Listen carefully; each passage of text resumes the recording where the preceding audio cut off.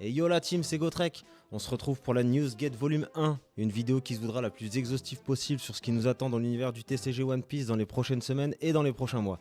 On va commencer par une petite récap de la sortie FR, donc tout ce qui s'est passé ce mois-ci. On va enchaîner avec l'OP10 avec Royal Blood, le B02 du 25e anniversaire et la fameuse dinguerie, le gros banger, l'OP011 World Cake Island.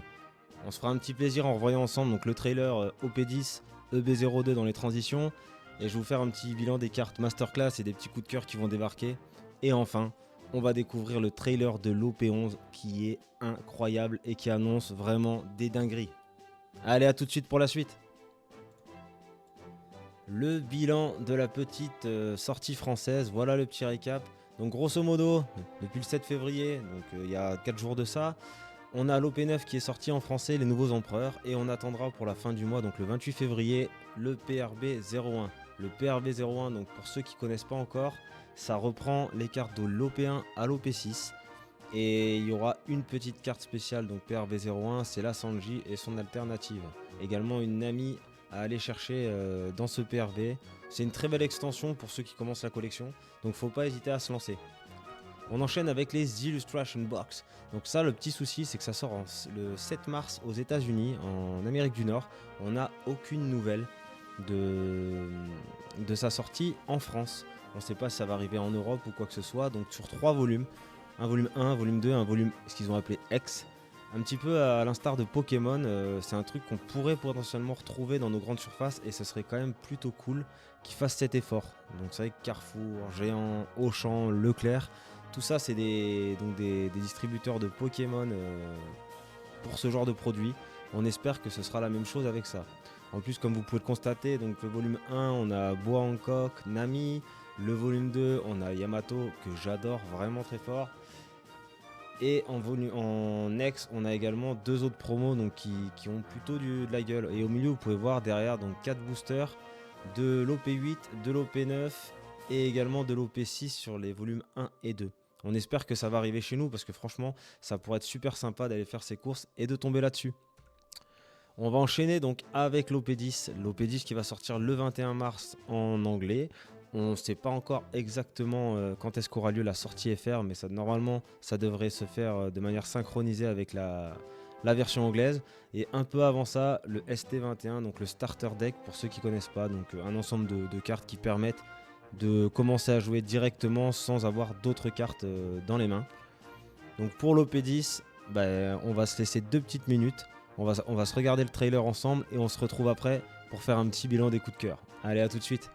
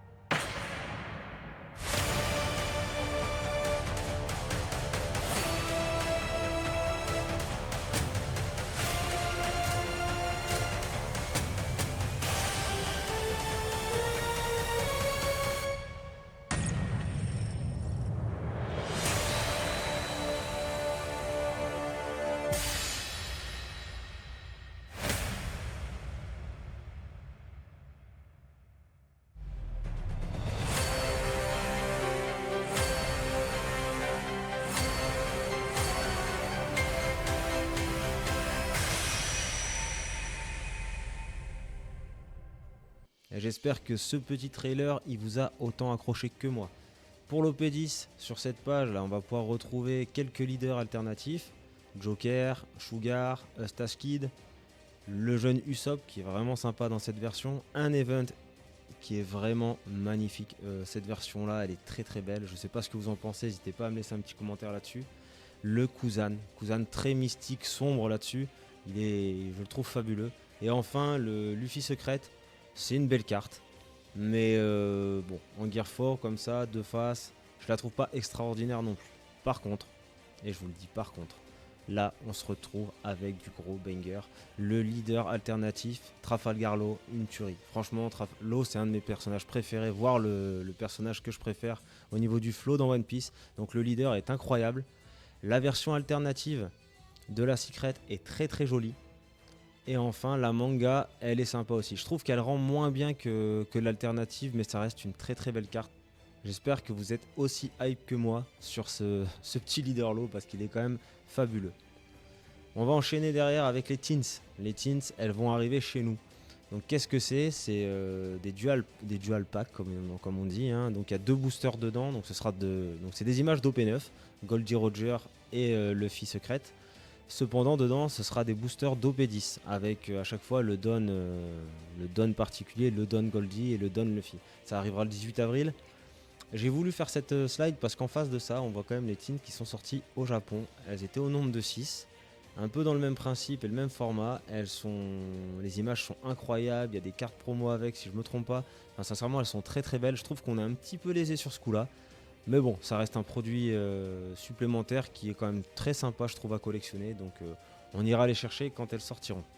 Pour la suite de la vidéo, on va se laisser 2 petites minutes, je vais vous laisser profiter du petit trailer de l'EB02 et on se retrouve pour un petit bilan des cartes qui est encore plus sympa que celui de l'OP10.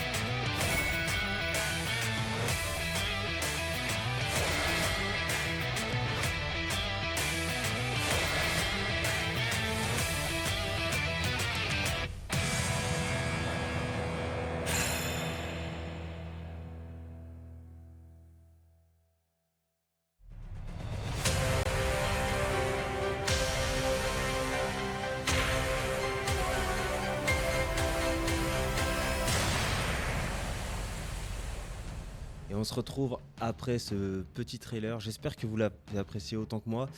Donc voilà, le B02 25e anniversaire qui sortira le 25 avril. On attaque directement avec des cartes qui à mon sens sont vraiment sympas. C'est des Event Illustrator. Ça reprend en fait tout ce qui est dans les openings de One Piece. Donc en rouge, on aura Highest Point Reached. C'est un event qui est assez sympa avec petit effet néon 3D. Derrière en noir, on aura Map of the Earth. En violet, Brand New World. Et en jaune, Hi There. Celui qui personnellement me donne vraiment envie, ça va être Hope. Avec la tête de Sanji, je trouve qu'elle fait un peu badass et ça lui va bien. Et enfin, on a We Are. Donc ce sera l'événement sur la couleur verte qui reprend donc la jaquette de l'EB02 lui-même. Et là, attention, vous n'êtes pas prêts, mais bon, vous l'avez vu dans le trailer, la manga est l'alternative leader de Luffy.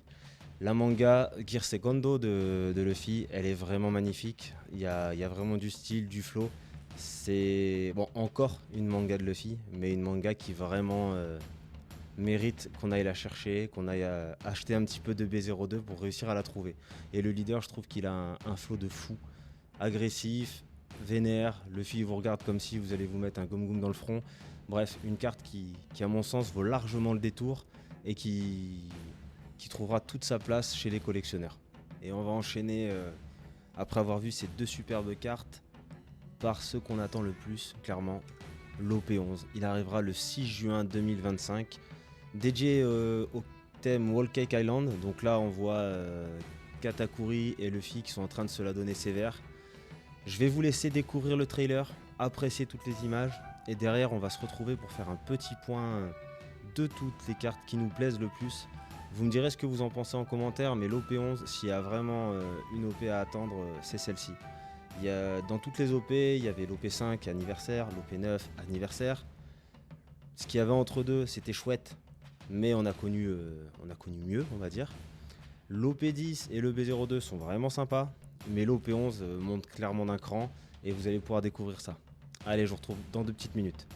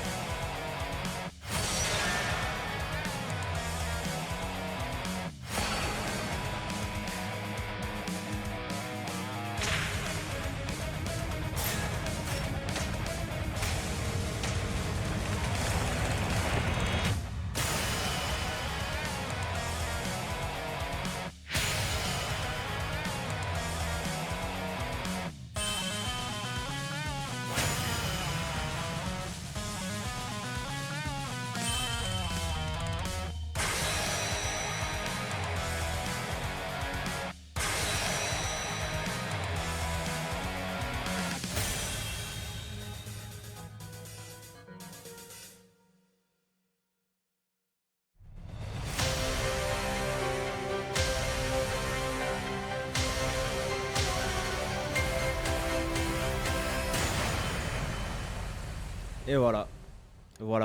On se retrouve après cette vidéo de fou qui vous a montré des cartes de dingue.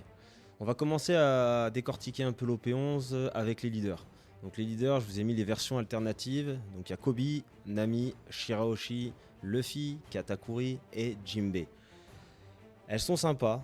Je les trouve pas extraordinaires pour des leaders. Le demi-bus c'est bien, on voit un peu plus qu'avant où c'était le faciès complet. Mais elles auraient pu être un peu plus travaillées parce que vous allez voir ce qui arrive derrière, c'est quand même des folies. Les deux qui dénotent un peu là-dedans, c'est celle de Luffy et de Katakuri. Je trouve qu'ils ont un style un peu différent des quatre autres. Mais personnellement, j'aime bien quand même. C'est pas les meilleures cartes qu'on ait vues, mais elles sont sympas. Et là, on va enchaîner avec les secrets directement. La Kobe en alternative et la Luffy. La Kobe, moi j'aime beaucoup. Avec son gros point bien vénère. Il ressemble, c'est marrant parce que là, quand on regarde les deux, on est sur un thème électrique rouge. Il y a de l'énergie de partout. Mais celle de Luffy est un petit peu plus dynamique. Là, en version Snake, On sent que ça va partir de partout et elle est très très sympa. Et on va enchaîner avec les alternatives. Au niveau de l'arc rouge, on aura du Sword, donc ça ira avec le leader Kobe. Chez les jaunes, on retrouve BJ qui est vraiment sympa avec les 2 impacts de balles là. Personnellement, j'aime beaucoup la carte. À côté de lui, on aura Zeus, donc c'est bien la carte de Zeus et pas de Nami. Et enfin, chez les hommes poissons, on retrouve 2 jolies cartes, dont Arlong qui, qui, qui est sympa. Voilà. Mais ma préférée de toutes, clairement, c'est BJ et Zeus. Vous me direz ce que vous en pensez de votre côté. Ensuite, là, je trouve que on a monté d'un gap dans les alternatives sur le violet et le bleu. Charlotte Pudding, qui est toute mignonne, là, en mode mariée. Katakuri, ultra vénère. Big Mom, qui continue de se goinfrer. On la connaît comme ça lui va très bien. Reiju, toutes les cartes, à mon sens, se ressemblent un peu, mais elles sont toutes superbes. Nami, derrière, en bleu. Bah, ça va être la carte que beaucoup de monde vont s'arracher, clairement. Il y a tout ce qu'il faut dedans. Il y a le flow, il y a l'énergie, il y a du design, des petits détails de partout. Ça va plaire à beaucoup de monde. Et enfin, on termine cette page avec Sanji, donc, qui ira très bien dans la collection à côté de Pudding. En mode marié, là, il est marié, il est prêt et balance sa crème pâtissière de partout. Les petites roses aussi, là, qu'on voit dessus, sur le design, sont très cool. Et enfin, on enchaîne avec la couleur noire. Donc on a Elmep, Garp et Kuzan. Les 3 ont d'énergie, les 3 ont du flow. Elles sont à mon sens un petit peu plus classiques et c'est ce qu'on retrouve un peu plus dans les SR alternatives d'habitude. Mais elles sont cool. Moi je les aime beaucoup. Et là on enchaîne avec les events manga. Les events manga, donc il y en a 3. On a le premier qui reprend l'attaque de Kobe. Le second c'est Luffy en Gear Secondo. Et le troisième c'est un Red Hawk. Je les trouve splendides. Le côté blanc, les couleurs super éclatantes sur les côtés. Enfin, il y a tout qui va dans ces cartes. Franchement, les images sont ultra bien choisies. Les designs, ils sont parfaits. C'est ultra dynamique. Et voilà, à l'instar des events de le B02 qui étaient déjà cool, celles-ci, elles prennent un step. Donc, c'est des events manga. Elles sont, à mon sens, superbes. Ma préférée des 3, je dirais, c'est Luffy Segundo. Hein. Il est vraiment magnifique.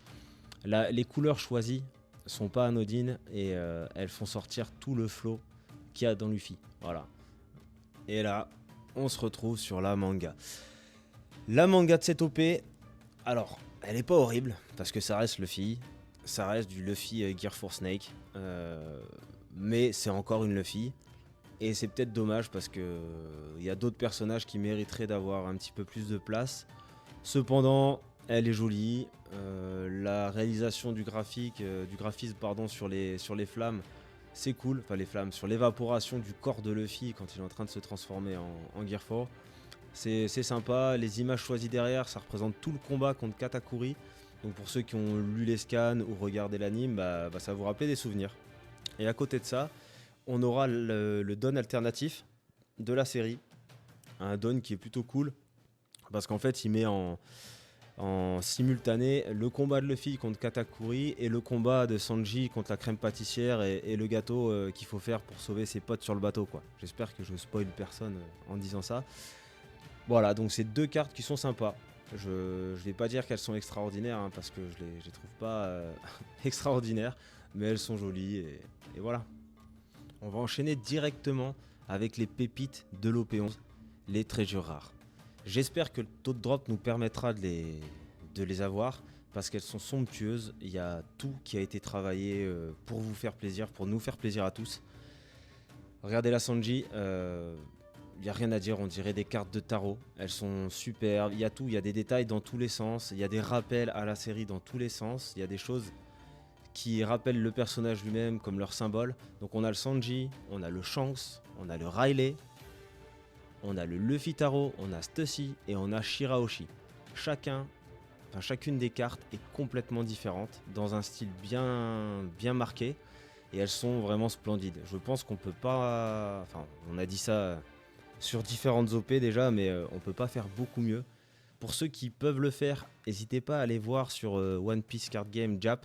Il y a les vidéos de l'ouverture de ces cartes et de la démonstration de ces cartes. Ça permet vraiment de se rendre compte du travail qu'il y a dessus au niveau de la structure, du relief, du graphisme et tout ce qui sort. Vraiment, les cartes sont incroyables et on ira les chercher à fond. Et après ces petites pépites, on va enchaîner avec la petite carte du 3e anniversaire. Donc c'est une carte qui sera disponible sur l'OP, alors normalement OP11, OP12, OP13 peut-être et au-delà. Et elle sera dans toutes les séries afin qu'on puisse la trouver. J'ai aucune idée du taux de drop, aucune idée de comment on peut le faire, mais c'est pareil, comme les cartes précédentes, si vous avez l'occasion d'aller voir, allez voir les vidéos puisque ça vaut le détour. Là, il y a une version silver donc qui est à droite et la version gold qui est plutôt à gauche. Les deux versions sont vraiment superbes. Voilà, rien de plus à dire sur ces cartes si ce n'est que elles vont nous régaler quoi, et on va avoir envie de les avoir. On va devoir ouvrir du booster à tout va sur l'OP11. Je sais pas combien vont acheter des displays, des cases, des boosters, enfin ce que vous voulez et quelle chance vous aurez. Mais si vous tombez là-dessus, gardez-la précieusement parce que ça va être une carte recherchée par les collectionneurs et par les fans de Luffy et peut-être même juste par quelqu'un qui est fan de la série One Piece parce que la carte est splendide. Donc voilà. Et on arrive sur la fin de la vidéo. Voilà les gars, écoutez la team, j'espère que ce format de la Newsgate volume 1 vous a plu. J'espère que vous avez apprécié un petit peu le contenu dans sa globalité, que les trailers, pour ceux qui les avaient ratés, vous ont fait plaisir. N'hésitez pas à me laisser un petit commentaire, histoire d'avoir les axes d'amélioration, que ce soit dans la qualité audio, la qualité visuelle. Je serai à l'écoute et j'essaierai de faire au mieux pour pallier à ce qui doit être pallié, voilà. N'hésitez pas non plus, si vous avez envie de soutenir un petit peu le projet, la chaîne, à lâcher un petit like, à pourquoi pas vous abonner et mettre la cloche pour pas rater la prochaine vidéo. Ce qui nous attend dans les prochains jours, en tout cas, ce sera l'ouverture du display OP08 que je vais pas tarder à recevoir. Et potentiellement après, un petit peu de PRV01 à la recherche du God Pack.